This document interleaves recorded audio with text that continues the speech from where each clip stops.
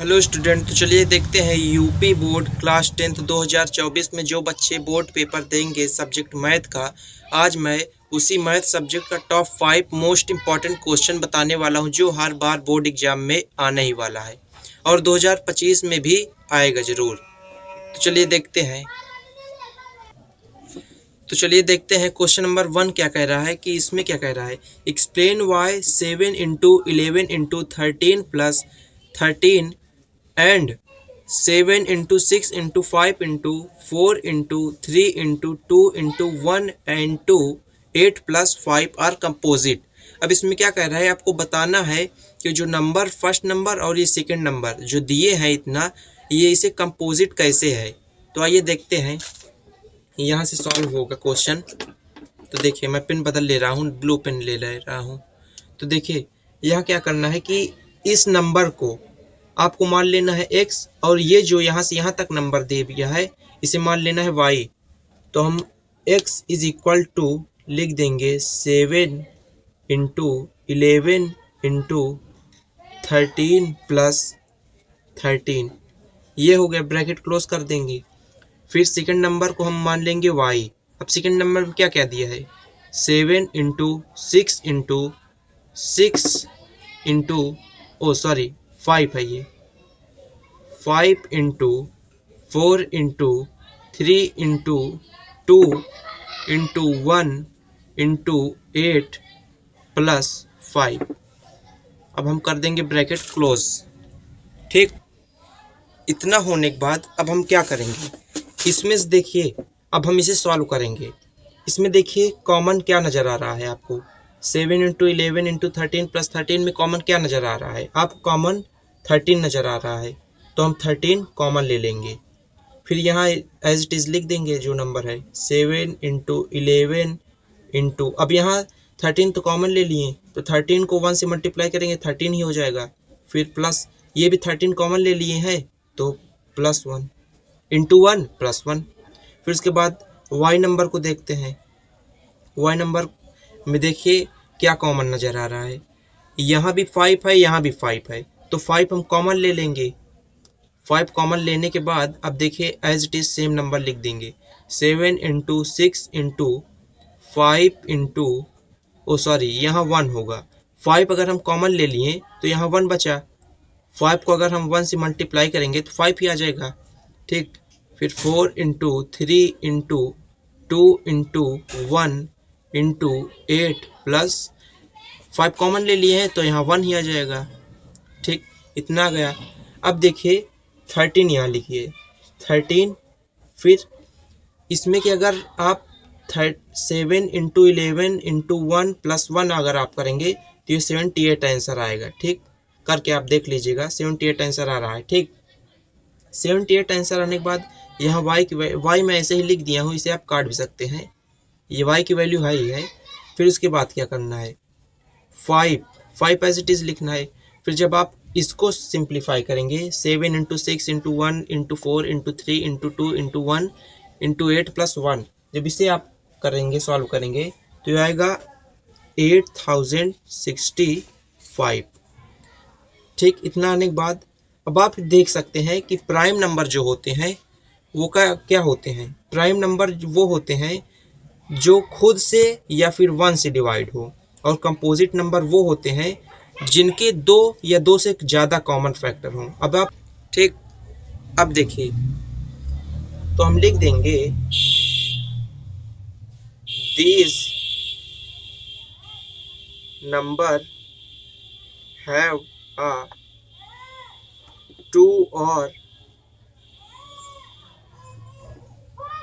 मोर factor, मतलब ये number का 2 से ज़्यादा फैक्टर है, तो हम कह सकते हैं we can say this is composite number. ये मैं शॉर्ट में लिख दी हूँ, आप लिख लीजिएगा। अब देखिए सेकंड, ये वाला तो सॉल्व हो गया। अब सेकंड देखिए क्या कह रहा है, सेकंड क्वेश्चन। अब देखिए सेकंड क्वेश्चन क्या कह रहा है कि given that HCF 306 and 657 is equal to 9, find the value of LCM 306,657। अब आपको यहाँ HCF की वैल्यू HCF 306 और 657 का HCF 9 दिया है और यही नंबर का आपको LCM फाइंड करना है, बस इतना ही करना है। तो कैसे करेंगे आइए देखते हैं। तो आपको पता ही होगा LCM इंटू HCF इक्वल होता है प्रोडक्ट ऑफ नंबर के। ये तो आपको पता ही होगा, नहीं पता तो देख लीजिए। अगर कोई भी LCM या HCF दिया है, किसी दोनों में से एक दिया है, आपको LCM या HCF फाइंड करना है, तो आप इसी वे में फाइंड कर लेंगे, इस तरह का फॉर्मूला लगा के।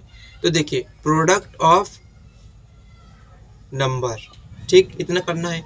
आपको देखना है LCM तो फाइंड करना है, LCM एज इट इज लिख देंगे, LCM इंटू HCF करना है। HCF कितना दिया है, 9 दिया है। आप यहाँ देखिए प्रोडक्ट ऑफ नंबर क्या है, मतलब ये जो नंबर दिया है यही को आपको प्रोडक्ट करना है। मतलब देखिए ये भी और ये सेम है और इसी में इसमें ये दोनों सेम है, तो मतलब सेम ही हुआ। आप इन दोनों का प्रोडक्ट कर दीजिए, मतलब मल्टीप्लाई कर दीजिए। 306 इंटू 657 करने के बाद अब देखिए ये 9 इधर मल्टीप्लाई में, इधर जाकर डिवाइड में हो जाएगा। LCM is equal to 306 into 657। अब आप इसे इधर 9 मल्टीप्लाई में है, इधर जाके डिवाइड में हो जाएगा। अब अगर आप इसे काटेंगे तो कट भी सकता है।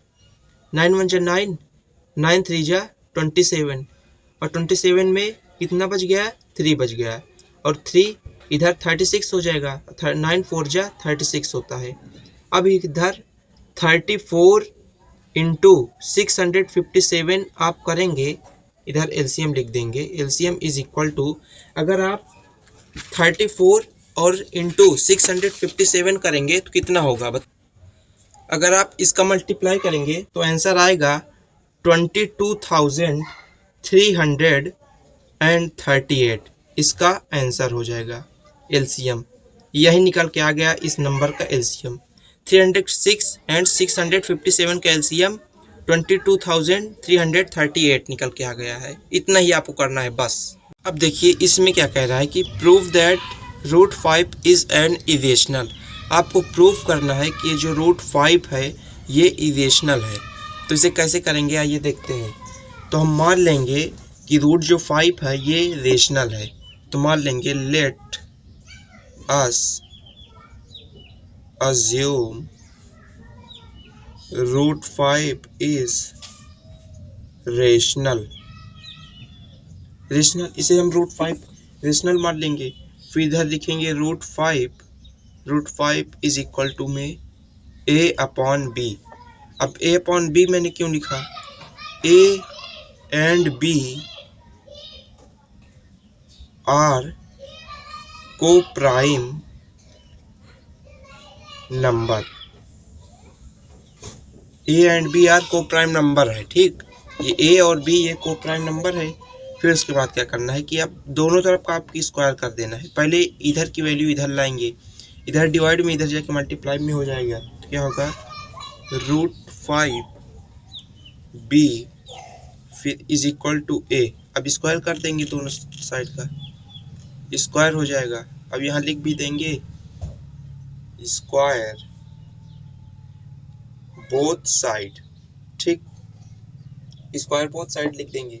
फिर उसके बाद 5 के स्क्वायर करेंगे, √5 का स्क्वायर करेंगे 5 आ जाएगा। B का स्क्वायर करेंगे B स्क्वायर, A का यदि स्क्वायर करेंगे A स्क्वायर आ जाएगा, ठीक।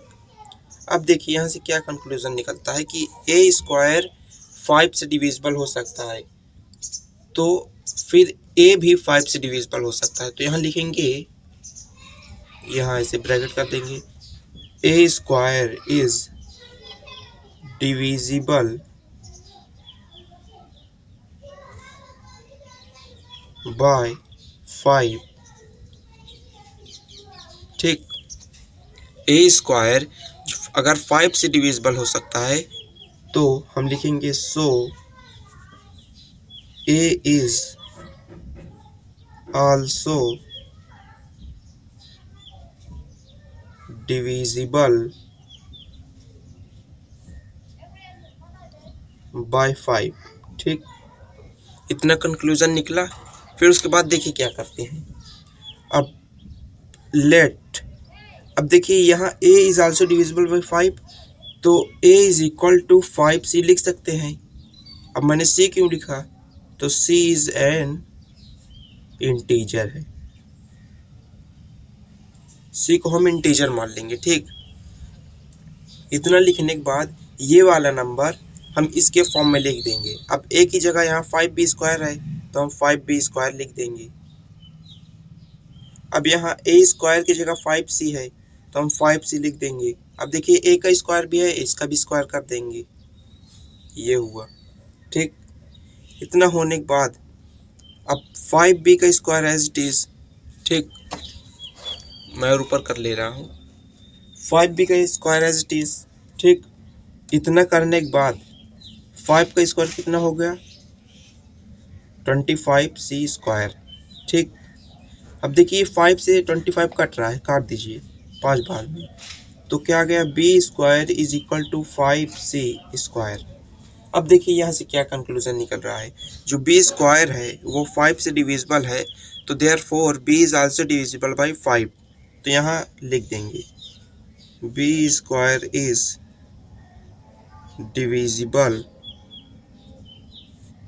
Bye 5, so b is also divisible by 5। ठीक, इतना होने के बाद अब क्या करना है आपको, बस थोड़ा से बचा ही हो गया। अब देखिए यहाँ को प्राइम नंबर क्या होता है, जिनका 1 के अलावा कोई भी कॉमन फैक्टर ना हो। अब यहाँ देखिए, यहाँ a और b यार को प्राइम नंबर लिए थे। अब देखिए a भी 5 से कट जा रहा है, b भी 5 से कट जा रहा है। देखिए ना, b is also divisible by 5, a is also divisible by 5। तो हम लिख देंगे a and b having a common factor of 5, a and b having a common factor of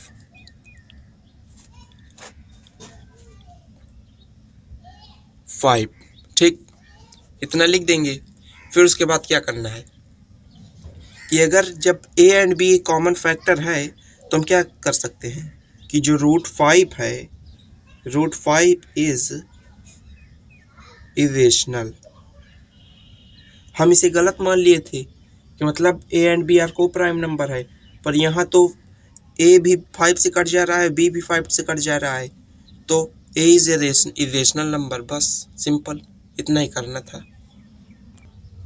अब देखिए सेकेंड क्या कर रहा है, फोर्थ नंबर क्या कह रहा है कि express the number as a product of इस प्राइम फैक्टर। अब आपको इस नंबर को प्राइम फैक्टर के प्रोडक्ट के हिसाब से लिखना है। ठीक, इतना ही आपको करना है। प्राइम फैक्टर क्या होते हैं, जो खुद से डिवाइड हो या फिर 1 से, मतलब उनके खुद से या 1 से के अलावा दूसरा कोई नंबर डिवाइड ना कर सकते।